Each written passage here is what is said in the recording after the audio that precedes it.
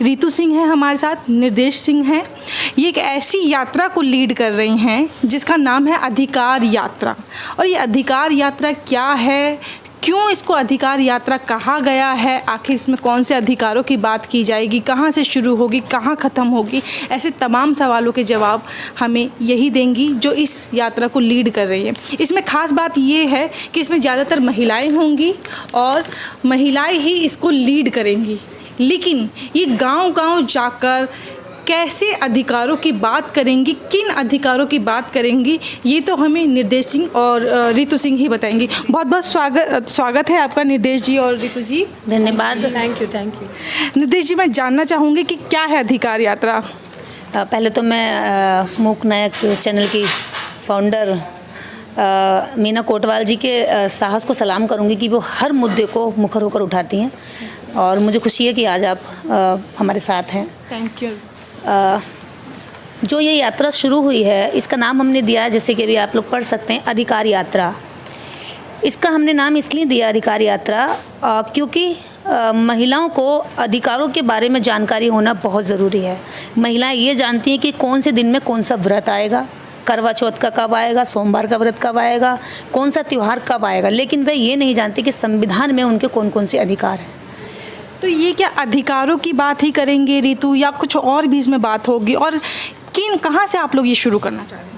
देखिए, ये आपको तभी मैंने कहा कि निर्देश पूरा आज हम डिस्क्लोज़ भी कर देते हैं अपना कि कहाँ कहाँ हम जा रहे हैं। अभी तक हमने उसको उस तरीके से रखा था कि नहीं बताएंगे, लेकिन जिस तरीके की हमें थ्रेट्स या बहुत सारी इस तरह से चीज़ें आ रही है, जो लोग संविधान से आई थिंक हमसे भी ज़्यादा प्यार करते हैं संविधान से, जो कि संविधान को चाहते हैं कि जल्दी से संविधान को फाड़ के और अपना संविधान लाएँ, उन लोगों की जब हमने देखा कि बहुत सारे हमें ऑनलाइन थ्रेट्स आ रही हैं, या जिन के पास भी ये पर्चा पहुँचा है, जिन लोगों को ये लग रहा है कि महिलाएँ, अब महिलाएँ अधिकार यात्रा करेंगी। कल तक तो ये ऐसी यात्रा के लिए निकलती थी कि कहाँ कलश यात्रा हो रही है, या फिर ऐसी यात्रा कि चलो 4 महिलाएं कहीं बैठी, गाना गाया, गीत गाया, कीर्तन भजन किया। महिलाओं का तो काम यही है ना जी, या चूल्हे पे बात कर ली, या इस चीज़ों पे बात कर ली। अब ये वो भी गलत नहीं है चूल्हे पे बात करना, ठीक है, वो भी हमारी एक कला है, क्वालिटी है हमारी। बट ये जब से अधिकार यात्रा लोगों ने सुना, तो लोगों को अधिकार यात्रा के लिए ये 2 महिलाओं का दिमाग ये निकल गई हैं।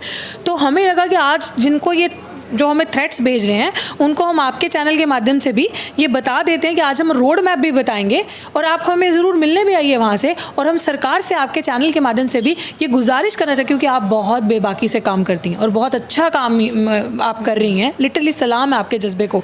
तो आप भी महिलाएं, और हम चाहते हैं कि आपके चैनल से हमारी आवाज़ पहुँचे कि हम सरकार से सुरक्षा चाहते हैं उन गुंडों से जो हमें धमकियां दे रहे हैं। अभी हमारे निकलने से पहले ही, अभी तो 17 तारीख को इसका धमाल होगा, और निर्देश जी आपको बताएंगे कि हम कहाँ कहाँ, क्योंकि यूपी से हैं, बेहतर बता पाएंगे हम कहाँ कहाँ जा रहे हैं और कहाँ कहाँ टच डाउन कर रहे हैं। इसमें हमारे बहुत सारे प्रोग्राम्स भी होंगे। हमने हर चीज़ जो डिसाइड की है डे 1 से लेके डे 10 तक, एंड दिस 10 डेज यात्रा जो है, ये दिस इज़ फर्स्ट राउंड। ये सिर्फ 10 दिन की यात्रा नहीं, ये पहले दिन की अधिकार यात्रा है। सबसे बड़ी बात, ये जागरूकता और महिलाओं के हक हुकूक की यात्रा है, जिसमें हमें 3rd क्लास सिटीजन भी नहीं इस देश में समझा जाता है। महिलाओं को तो देश में वैसे ही जो शोषित तबका है, हमेशा मानती है महिलाओं को हमेशा दलित समझा जाता है, जिसके साथ 2ym दर्जे का जो है व्यवहार किया जाता है, और अगर वो दलित या आदिवासी है तो उसके चैलेंजेस बहुत ज़्यादा बढ़ जाते हैं। जी, वही मैं कह रही हूँ कि वो जिसे कहते हैं ना कि एक पर्टिकुलर तबका जो शोषित है उसको आप कीड़े मकोड़े की तरह समझते हो। महिलाओं को ये वैसे भी नहीं समझते। आप समझ लीजिए इनकी सोच, जब 9 साल की बच्ची के साथ आप रेप करते हो, जहाँ आप कहते हो कि मंदिर में भगवान बसते हैं, पुजारी को आप भगवान का दूसरा दर्जा दे देते हो। हाँ, वही पुजारी जब रेप करता है, कहाँ गई उन हिंदू सभाओं वालों की मुंह की जुबान और वो आक्रोश, वो जो बेटी बचाओ के झूठे नारे लगाते हैं, और बेटी को कहते हैं, गाय को जो माता के लिए चिल्लाते हैं, क्या वो बेटी माता नहीं थी? तब वो कंजक नहीं थी, तब वो देवी नहीं थी जब आप उसका रेप करते हैं। तो हमारी महिलाओं से, जैसे इन्होंने अभी कहा कि महिलाओं के अधिकार के बारे में बताना, कि आप पूजा पाठ कर रही हैं अपनी मन की खुशी के लिए, आप कीजिए, लेकिन संविधान को समझना बहुत ज़रूरी है। निर्देश ने भी कुछ दिन पहले ये चंद लाइनें बहुत खूबसूरत लिखी थी, इसमें भी किसी धर्म को टिप्पणी नहीं है, लेकिन ये मैं बता दूं आपके चैनल के माध्यम से भी कि एक महिला के साथ यहाँ पे नहीं, सिस्टमैटिक तरीके से डिस्क्रिमिनेशन होता है। जब एक महिला, जैसे निर्देश आप कहती हैं कि मस्जिद की मौलाना नहीं बन सकती ना, पर जैसे आप चर्च की पादरी नहीं बन सकती और मंदिर की वो नहीं बन सकती, पुजारन नहीं बन सकती, लेकिन वही महिला क्या बन सकती है? मुख्यमंत्री, प्रधानमंत्री, राष्ट्रपति, राज्यपाल, कलेक्टर, डॉक्टर, टीचर, सब बन सकती है। तो वो बिल्कुल निर्देश पर आऊँगे। निर्देश, आप कह रही हैं अधिकार यात्रा है, एक तरफ आप कह रहे हैं संविधान की बात, लेकिन संविधान और बाबा साहेब को तो घर घर तक पहुंचने ही नहीं दिया। वहाँ पर राम है, सीता है, लक्ष्मण है, हनुमान है, सब तो पहुंच गए, लेकिन क्या कारण है कि जो बाबा साहिब नहीं पहुँचे, फातिमा शेख नहीं पहुँची है, सावित्रीबाई फुले नहीं पहुँचे हैं, क्यों नहीं पहुँचे? इसका पीछे क्या आपको कारण लग रहा है? इसके पीछे वो मनुवादी सोच की पूरी ताकत है, क्योंकि उनके पास टीवी है, उनके पास प्रिंट मीडिया है, उनके पास इलेक्ट्रॉनिक मीडिया है, उनके पास सारे संसाधन हैं। तो क्या है कि देश की जो सारी मजबूत व्यवस्था बनी हुई है, जहाँ से चलता है देश, संचालित होता है, वो संचालन करता देश के अंदर चोर बैठे हैं। वो समानता वाली जो विचारधारा उसकी चोरी करते हैं, उसको छुपाते हैं, उसको उससे डरते हैं वो, क्योंकि आम जनता अगर उसको जान गई तो इन मुट्ठी भर लोगों का जो वर्चस्व देश में बना हुआ है ये टूट जाएगा, ये धराशायी हो जाएंगे, क्योंकि एक बड़ी संख्या उबाल मारेगी कि हम जान गए कि हमारे अधिकार क्या हैं, और अधिकार संविधान में है, मंदिर में नहीं है, चर्च में नहीं है, ना ही आपके मस्जिद में है, ना ही देश के किसी धार्मिक स्थल पर अधिकार नहीं है। अगर धार्मिक स्थल के अंदर भी घुसने का अधिकार मिला तो ये भी संविधान की बदौलत मिला है। तो आप कौन कौन से अधिकारों की बात करने जा रही है और किन से बात करेंगे? देखिए, इसमें जो हम लोग बात करेंगे, सबसे पहले तो जो लोगों को हम बताएंगे, सरकार की पहली चीज़ है गलत नीतियों के बारे में बताएंगे। वो बहुत ज़रूरी है इस समय। करंट यही है कि लोग इस सरकार से पीछा छुटाएं, और इस सरकार से पीछा वो जब भी छुटाएंगे जब इस सरकार के झूठे जुमलों से बचेंगे। उन्होंने एक सिलेंडर दे दिया, एक चूल्हा दे दिया, तो गांव की महिलाएं उस पर दीवानी हो रही हैं कि भाई चूल्हा मिल गया, लेकिन अब दोबारा सिलेंडर भरवाने का उनके पास पैसा नहीं है, इतना महंगा कर दिया। दूसरी, वो सोच रहे हैं कि 5 किलो राशन मिल गया तो भाई यही विकास हो गया। विकास ये नहीं है। विकास आपके बच्चों के भविष्य, आपका रोजगार है। आपके पास रोजगार नहीं होगा, आपके पास व्यापार नहीं होगा। हाँ बिल्कुल, जब आपके पास व्यापार नहीं होगा, रोजगार नहीं होगा, तो आप इसी 5 किलो पर आश्रित रहोगे, सरकार की ओर देखोगे और उसके गुलाम बने रहोगे, क्योंकि आप डरोगे आवाज उठाने से। नहीं तो वो 5 किलो राशन काट दिया जाएगा। आपको रोजगार की लड़ाई लड़नी चाहिए, आपको समान शिक्षा की लड़ाई लड़नी चाहिए, आपको देश के अंदर देश की जो पूंजीपतियों के पास देश की सारी संपत्ति कलेक्ट की हुई है, सारी क्या कहते हैं धन बल सारा जो केवल 10% लोगों ने कब्जा किया हुआ पूरे भारत का, तो आप उसको बंटवारे की लड़ाई लड़िए कि भाई जितनी महिलाओं की संख्या है। और सबसे बड़ी चीज़ हम लोग इस यात्रा में बड़ी चीज़ हम लोग बात रखेंगे, 33% महिला विधेयक अभी भी संसद में अटका हुआ है। सारी पार्टियां अपनी अपनी एजेंडे में सारी बातें रखती हैं। हिंदू मुस्लिम खूब लोग नेता जो है अपने मंचों से बकवास करते हैं, लोगों को बरगलाते हैं, लेकिन कोई भी नेता, कोई भी पार्टी ये कहने को तैयार नहीं है कि देश की 50% आबादी को जो 33% महिला विधेयक अभी तक अटका पड़ा है, हम 50 को 33 ही देने तैयार हैं। वो 33 हमारी पार्टी इसको लागू करेगी और 33% हम जो है टिकट बांटेंगे महिलाओं को। जी रितु, मैं आपसे जानना चाहती हूँ कि 50% आबादी है, जैसा कि अभी उन्होंने बताया कि 50% आबादी जो महिलाओं की है, हम हमेशा कहते हैं बराबरी बराबरी बराबरी देनी है, लेकिन अभी तो जो है विधेयक 33% महिलाओं को भी शामिल नहीं किया जा रहा है। तो ऐसे कौन कौन से अधिकार है, जैसे समानता का अधिकार, स्वतंत्रता का अधिकार, कौन कौन से अधिकारों के बारे में आप महिलाओं को जागरूक करने जा रहे हैं जिससे उनको आगे भविष्य में जो है उनसे लाभ हो?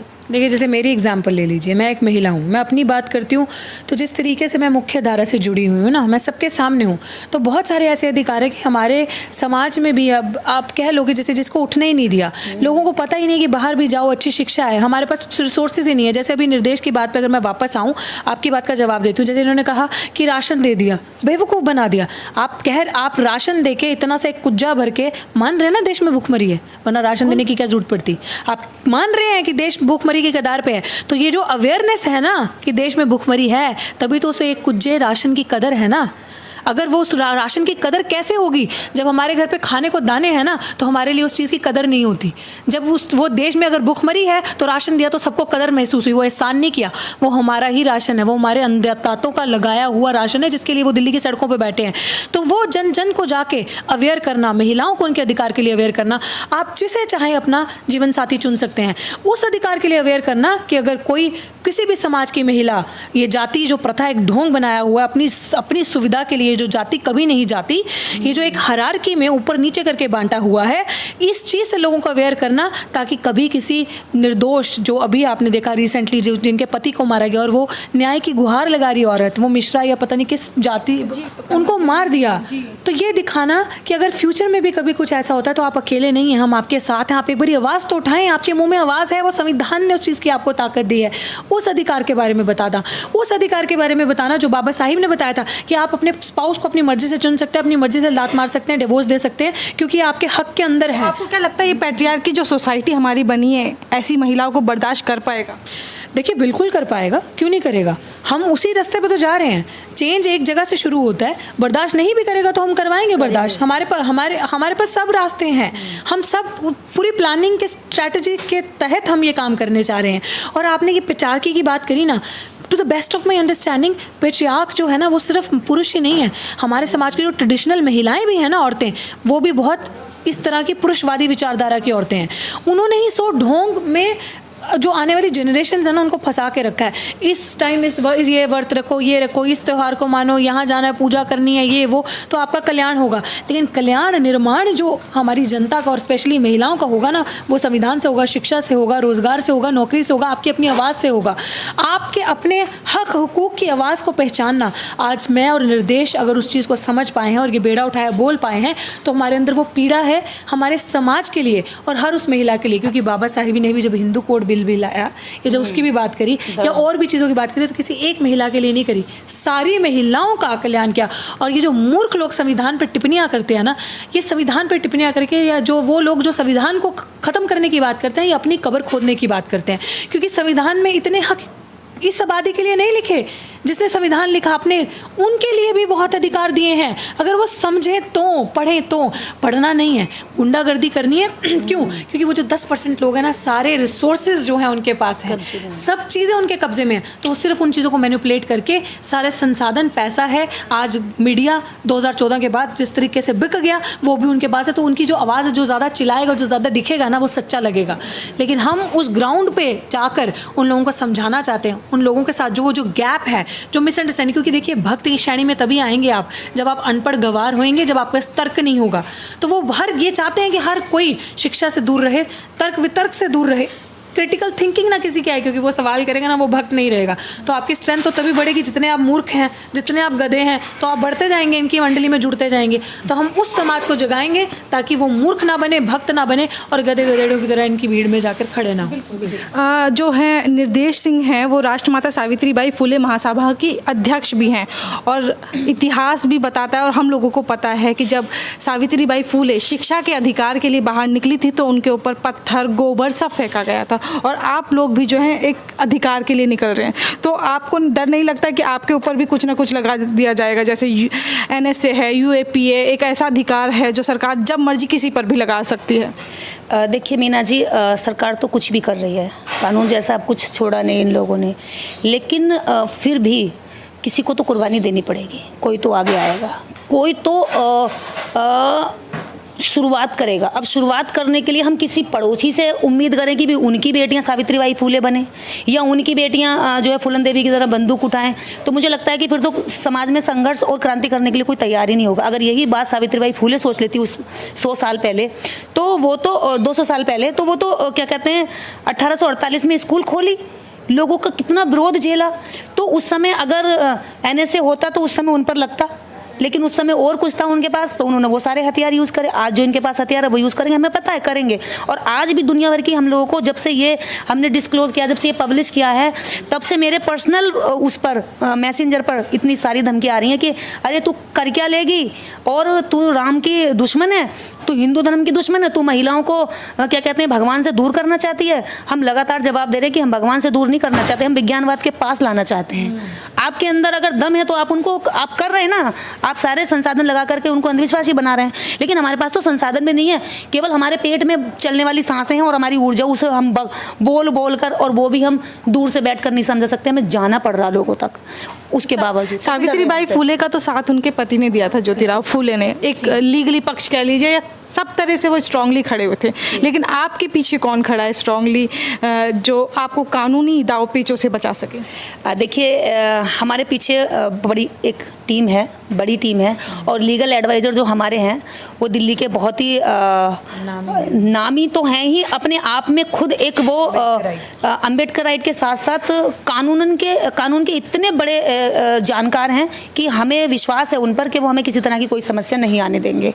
और हम जब निकल रहे हैं तो हम उस तरह से निकल रहे हैं कि हम आम पब्लिक को कहीं तंग नहीं करेंगे, हम कोई रास्ता अवरोध नहीं करेंगे, वो सारी चीज़ें हम लोग लिख कर देंगे। हम परमिशन के साथ निकलेंगे, सूचना के साथ निकलेंगे, चाहिए। और सबसे बड़ी चीज़ है, मैं यहाँ पर जनरल कास्ट की महिलाओं को कहना चाहूँगी, आप लोग जनरल पुरुष जो जातिवादी होते हैं, कई बार आप उन जातिवादी पुरुषों से ज़्यादा जहरीली हो जाती हैं। लेकिन मैं आपको बताती हूँ, आपके जहर का अगर कोई एंटीडोज है भारत के अंदर तो वो अम्बेडकरवाद है। इस जहर को मारने के लिए आप अम्बेडकरवाद को पढ़िए, आप डॉक्टर अम्बेडकर के हिंदू कोड बिल को पढ़िए, आप सावित्रीबाई फुले के संघर्ष को पढ़िए जिन्होंने आपके लिए स्कूल खोले। आपको वेद पुराण जूती बताता है, आपको धर्मों के अंदर आपको कहा गया कि ढोर गंवार पशु शूद्र और नारी ये सब ताड़न अधिकारी, तो आप भी शूद्र में आती हैं, आप भी पैरों की जूती कहलाई जाती है। लेकिन आपकी इस जूती को उठा करके इस बराबर सम्मान तक पहुंचाने का काम सावित्रीबाई फुले ने किया, ज्योतिबा फुले ने किया, उसके बाद संविधान में अधिकार दे करके डॉक्टर अम्बेडकर ने किया। तो आप जुड़िए, आप भी आइए, आपकी बेटियों के लिए भी हम सुरक्षा के लिए निकले हैं। आपकी अधिकार की यात्रा, ये हर महिला के अधिकार की यात्रा है। महिला को सामने रोकने के लिए महिलाओं को आगे कर दिया जाता है। अगर इस तरह की महिलाएं आपके आगे हैं, जिनके पीछे इस तरह के पुरुष हैं जो चाहते हैं कि महिलाओं को उनके अधिकार के बारे में ना पता चले, तो उनको रोकने के लिए या उनको समझाने के लिए क्या तकनीक अपनाना चाहिए? देखिए, उनको समझाने के लिए हमारे पास बहुत अच्छा तरीका है, हिंदू कोड बिल। हम उनको देंगे कि मेरी प्यारी बहन नाराज ना हो, एक बार इसे पढ़ ले, पढ़, अगर तुझे पढ़ के लगे कि हम गलत हैं, तेरे अधिकार के लिए नहीं निकल रहे, तो तू हमारे साथ जो चाहे वो कर, लेकिन एक बार पढ़ ले। जैसे अभी 9 साल की बच्ची के साथ हुआ, 1 मिनट के लिए केवल रुक कर शांत दिमाग से ये सोच कि वो बच्ची मेरी थी, या मेरी बच्ची पर अगला हमला मेरी बच्ची पर ऐसा होने वाला है। अगर तुझे लगे कि अगली हो सकता है कि तुम भी हो सकती हो, उन्नाव कांड की वो बेटी तुम भी अगली हो सकती हो, तुम शिकार हो सकती हो। क्योंकि जो हवशी होता है, जो महिला को केवल एक जिंदा मांस समझता है या गर्म मांस समझता है, उसको यूज़ करना चाहता है, वो वहाँ पर जाति नहीं पूछता। तुम अगर रात में निकली, तुम उसके काबू में आ गई, तो तुम्हें भी नहीं छोड़ेगा। तो बस उस वक्त तुम कुछ सेकंड के लिए इमेजिन करो कि वो अगला शिकार मैं हूँ उसका। अगर आपको लगे कि हम गलत है, तो आप जो चाहे हमारे साथ सजा दे सकती है, हम तैयार। रितु, सिर्फ महिलाएं ही क्यों? क्योंकि शिक्षा हम देखते हैं कि अभी आज भी जो है कई सारे पुरुष हमारे यहाँ पे अशिक्षित हैं, जिनको पता ही नहीं है इसके बारे में, तो सिर्फ महिलाएं ही क्यों? ऐसा नहीं है कि महिलाएं क्यों, लेकिन महिलाओं को जो हाल रहा है, जो आप देखिए, और सिर्फ महिलाएं ही क्यों और सिर्फ यूपी ही क्यों, राइट? यूपी ही सबसे ज़्यादा हेट क्राइम सिटी है अभी तक। महिलाओं के साथ जितने अपराध हुए हैं, चाहे वो रेप हो जाए, चाहे वो शोषण हो जाए, चाहे वो मोलेस्टेशन हो जाए, चाहे वो बदतमीजी, किसी भी तरीके का शोषण हो, वो महिलाओं के साथ यूपी में ही होता है। यूपी मतलब यूपी गढ़ है इन चीज़ों का। और जी, जीन्स पहनने में मार रहे हो आप, अगर वो जीन्स है, क्या कहते हैं उस फैशनेबल जीन्स को, वो जो भी रिग्ड जीन्स, या उस पर आप बोल रहे हो, पर्टिकुलर एक स्टीरियोटाइप है आपके दिमाग में कि महिला इस तरीके की होनी चाहिए। तो महिलाओं की तो हमारी ज़मीनी लड़ाई है कि महिला जो एक महिला को स्पेशली इसलिए भी क्योंकि आप कहते हो कि महिला से जेलस करती है। एक महिला दूसरी महिला को उठता नहीं देख सकती, एक महिला ही महिला का सबसे बड़ा दुश्मन हो सकती है। तो हम भी तो 2 महिलाएं हैं ना, आप हमें भी देख लीजिए, हम साथ हैं, आप साथ हैं, आप भी महिला हैं, आप हमारा इंटरव्यू कर रही हैं, तो आप हम 3 महिलाओं को देख लीजिए एक फ्रेम के अंदर। तो मुझे ऐसा लगता है कि महिला जब जागरूक हो जाएगी तो हम पे कोई थोप नहीं सकता कोई चीज़, और हमारे सिर पे आके कोई चढ़ नहीं सकता कि तुम्हें ये करना है। Who are you to decide by the what I am going to where? Who are you to decide what I have to eat? Who are you to decide कि किस टाइम मुझे बाहर जाना है? Who are you to put मेरे पे allegations या मेरी टाइम बाउंड सेट करने वाले आप कौन हैं? आप ही तो होते हैं ना। मुझे खतरा जानवर से तो नहीं है ना बाहर, शेर कुत्ता बिल्ला तो नहीं आएगा ना बाहर, मुझे खतरा इंसान से ही ना बाहर। वो इंसान कौन है? पुरुष ना, पुरुष जाति ही है ना जिसे खतरा है। तो फिर मुझे अगर पुरुष जाति से खतरा है तो क्यों मैं महिलाओं को जागरूक ना करूं कि पुरुष ही घर बैठे तो महिला रात को 12-1 बजे निकले ना आराम से, क्यों ना निकले? तो ये अधिकारों के बारे में बताना, इसीलिए महिलाओं का जागरूक होना, महिलाओं की समझ होना बहुत जरूरी है। और पुरुषों के लिए भी अधिकार यात्रा है कि भाई महिलाओं के अधिकार को समझो और उनका सम्मान करो, महिलाओं का सम्मान करो। अपने अधिकार को तो तुम असर्ट करते हो, तुम थोप देते हो महिलाओं पर सारी। भाई है तो वो बहन को बता, मैं पकड़ लूँ, भाई है तो वो बहन को बता देगा कि इस टाइम तू बाहर नहीं जाएगी। क्यों भाई? मेरे को नहीं पता मेरी चीज़ का क्या? तो मतलब हर धर्म में तुम इस तरीके बता दोगे कि रक्षाबंधन मनाओगे, ठीक है, आई रिस्पेक्ट दैट कि तुम मना रहे हो, you feel happy, celebrate it, but do not tell us कि Rakshabandhan brother will Raksha, you know, I can do my own रक्षा। तो तुमसे तो मुझे करनी है। 2 दिन का भाई है, 10 साल की बहन है, तो सो इट्स बेटर उन महिलाओं को ये समझाना, जागरूक करना कि आप अपनी बेटियों को मत बताइए क्या करना है या कैसा पहनना है, आप अपने बच्चों को और अपने पुरुषों को बताइए कि सही नज़र रखें बाहर महिलाओं पे। दूसरे की बेटी को बेटी समझें, दूसरे की बेटी पे गंदी नज़र, अपनी बेटी अपनी बहन, दूसरे की बेटी भी आपकी बहन हो, एक को छोड़ के जिसके साथ आपका विवाह हो गया, जिसके साथ आपका प्रेम संबंध होगा, ठीक है, बट बाकियों को भी सम्मान करें। तो हमारी महिलाएं सबसे पहले ये समझें कि अपने पुरुषों को, जो घर के बच्चे हैं और अपने पति हैं, अपने बड़े हैं, उनको एडुकेट करें। बेसिक वहाँ से शुरू होता है, उनको संस्कार दें। तो ये वो अधिकार की यात्रा है, और ये पुरुषों को भी अधिकार की यात्रा है कि पुरुष महिलाओं के अधिकार का समान। एक चीज़ और कि इसमें क्या सिर्फ एक ही वर्ग की, एक तरह की महिलाओं को ही जोड़ने का आप लोगों का प्रयास है? जैसे दलित आदिवासी महिलाएं जो हैं आज भी बहुत ज़्यादा पिछड़ी हुई हैं सवर्ण महिलाओं से, तो क्या आप किस तरह की महिलाओं को जोड़ना चाह रहे हैं? देखिए, सब तरीके की महिलाएं, डेफिनेटली हमारा टारगेट जो है वो शोषित, बिल्कुल शोषित वर्ग का है, क्योंकि उनको ना भोला बना के ना वोट बैंक के चक्कर में ना इस्तेमाल किया जा रहा है। अभी तक उनको सिर्फ वोट बैंक की नज़र से देखा जाएगा, बड़ी बड़ी बातें करेंगे, लेकिन हम ये चाहते हैं कि हम उनसे शुरुआत करें, और जो सम्मान चाहते हैं, जो अपना अधिकार चाहती हैं, जो चाहते हैं बराबरी की लड़ाई में सिर्फ शब्दों में नहीं, पेपर पे भी, कलम पे भी खड़ी हो वो हमारे साथ, ये उन सब के अधिकार की यात्रा है और उन सब की आवाज़ है, तो वो सब आके हमारे साथ खड़ी हो सकती है। जी, आप बता रही थी इसके रूट के बारे में और कितने दिन ये की यात्रा है, इसके बारे में हम लोग जानना चाहेंगे। बिल्कुल, मैं आपको बता देना चाहती हूँ पूरा रूट आपके। जब हम लोग स्टार्टिंग करेंगे यहाँ से, पहले तो ये 17 तारीख को शुरू होगी और 26 को ये हम लोग समाप्त कर देंगे। पूरे फर्स्ट राउंड हमारा ये रहेगा, जिसमें हम लोगों ने पूरी तैयारी कर ली है, लीगल भी, ज़मीनी भी और कागजी भी। और जैसे जैसे जहाँ जहाँ प्रोग्राम ऑर्गेनाइज होंगे वहाँ वहाँ टीम भी सब हमारी काम कर रही है, तैयार है। हम लोगों का पहला जो हम लोग निकलेंगे यहाँ से, दिल्ली कैंट जो नांगल में अभी 9 साल की बच्ची के साथ हुई है, अभी ताज़ा घटना है, पूरे देश भर के अंदर लोग उससे आहत हैं और आप उसमें लगातार मुख्य भूमिका निभा रही हैं। वहाँ से हमारा पहला प्रोग्राम होगा। उसके बाद हम लोग निकलेंगे गाज़ियाबाद। ये 10 दिन में 40 पॉइंटों पर 20 जनपदों में अलग अलग जगहों पर कार्यक्रम ऑर्गेनाइज किए जाएंगे, और इससे ज़्यादा भी हो सकते हैं। मैं जगह के बारे में थोड़ा जानना चाहूँगी, ताकि वहाँ के लोग अगर देखें तो वो पहले से ही उस समय मौजूद रहें, उस दिन मौजूद रहें। मैं यहाँ से रूट खोल देती हूँ। पहला हमारा दिल्ली रहेगा, उसके बाद दादरी, सिकंदराबाद, खुर्जा, अलीगढ़, इटावा, सिकोहाबाद, फिरोजाबाद, आगरा बड़ी सिटी है, उसके बाद हाथरस, और हाथरस के बाद आपका कृष्णा, छिबरामऊ, शौरिक, गुरसागंज, कन्नौज, लखनऊ, उसके बाद कानपुर, उन्नाव, सॉरी उल्टा हो गया, इधर से आ रहा है शायद, कन्नौज, बिल्लौर, बांगरमऊ, उन्नाव, कानपुर, लखनऊ। फिर संडीला, हरदोई, मिश्रित, सीतापुर, उंचेलिया के बाद शाहजहाँपुर आएगा, फिर तिलहर, फरीदपुर, बरेली। इस तरह से बरेली में हम लोग एक बड़े कार्यक्रम के साथ इसका समापन करेंगे। और क्या ये जहाँ जहाँ आप लोग जाएंगे वहाँ पे कितने दिन का प्रोग्राम रहेगा? ये पूरे 10 दिन में हमें सारी जगह कवर करनी है। मतलब इन जगहों पर हमारा बीच बीच में हर 40 किलोमीटर पर स्टे रहेगा रात का, हर 20 किलोमीटर पर कार्यक्रम और हर 40 किलोमीटर पर हमारा स्टे रहेगा। एक जगह पर कितनी देर का आप लोग जो है ये प्रोग्राम करने जा रहे हैं? इसमें जगह तो देखिए, ऐसा पब्लिक प्रोग्राम की कोई जगह हम डिसाइड भी कर ले तो वो उसी टाइम पर ख़त्म नहीं हो सकता। तो हम लोगों ने ये किलोमीटर तय किया है कि हर 20 किलोमीटर पर हमारा संबोधन होगा और हर 40 किलोमीटर पर हमारा स्टे होगा, मतलब रात का स्टे। किस तरह से होगा? क्या कोई स्टेज प्रोग्राम रहेगा वहाँ पे तब भीड़ जुटाई जाएगी, या आप लोग घर घर जाके किस तरह से करना चाहेंगे इसे? देखिए, जहाँ जहाँ हमारा स्टे का प्रोग्राम है वहाँ तो मंच प्रोग्राम रहेंगे, क्योंकि हम लोग वहाँ स्टे करेंगे तो वहाँ पर हम टाइम दे सकते हैं ज़्यादा। और बाकी जितने भी हमारे प्रोग्राम रहेंगे, हमारी टीम पहले से खड़ी होगी, लोगों को लेकर के यात्रा का सम्मान होगा, स्वागत किया जाएगा और हम संबोधित करेंगे, सीधा आगे निकल लेंगे, वहाँ हमारा रुकना नहीं। एक चीज़ और, जैसे आप लोगों ने जिन जगहों के नाम लिए, तो क्या ये शहरी वाले ही होगा? क्योंकि गांव देहात तक तो ये सारी चीज़ें पहुंच ही नहीं पाती हैं, वहाँ के लोगों तक तो ये चीज़ें पहुंच ही नहीं पाती है, तो ये तो सिर्फ ऊपर ऊपरी हो जाएगा, या फिर अंदर तक भी आप लोग गांव देहात तक पहुँचे? आपने बहुत अच्छा सवाल किया, ये छूट जाता अगर आप सवाल नहीं करती। हम लोगों ने जितने भी स्टे के प्रोग्राम रखे हैं, हमारी टीम ने कहा कि हम अपने अध्यक्ष को और अपने गेस्टों को हम सिटी में व्यवस्था कराएंगे रुकने की। हमने कहा नहीं, हमारी व्यवस्था आप गांव में कराएंगे। हमने जितने भी स्टे किए हैं टोटली गांव में किए हैं, और गांव के प्रोग्राम हमने इस तरह से रखे हैं कि हम लोग उनके साथ बैठकर खाना खाएंगे, खाना बनाएंगे चूल्हे पर चर्चाएं करेंगे।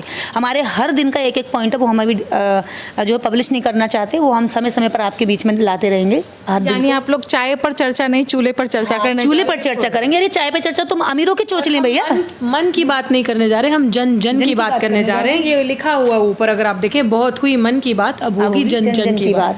ना ही चाय पे चर्चा, चूल्हे पे चर्चा। हम लोग चूल्हे पर चर्चा करेंगे, उस चूल्हे पर चर्चा करेंगे जिस चूल्हे पर मोदी जी की मम्मी भी खाना बनाती थी और वो कहते थे जब मेरी माँ खाना बनाती थी और धुआं लगता था, आंसू निकलते तो मेरा बड़ा दिल दुखता था।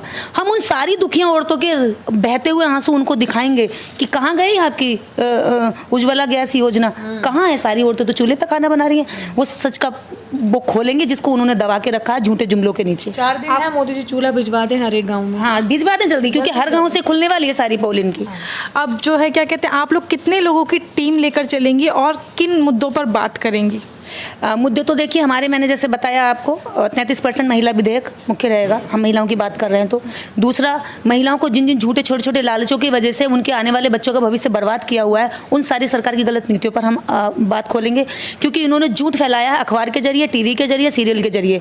हम सच को फैलाएंगे अपनी एनर्जी के जरिए, अपने पैरों के जरिए, अपने गाड़ियों को टायर घिस घिस के जरिए, आपके चैनल के जरिए।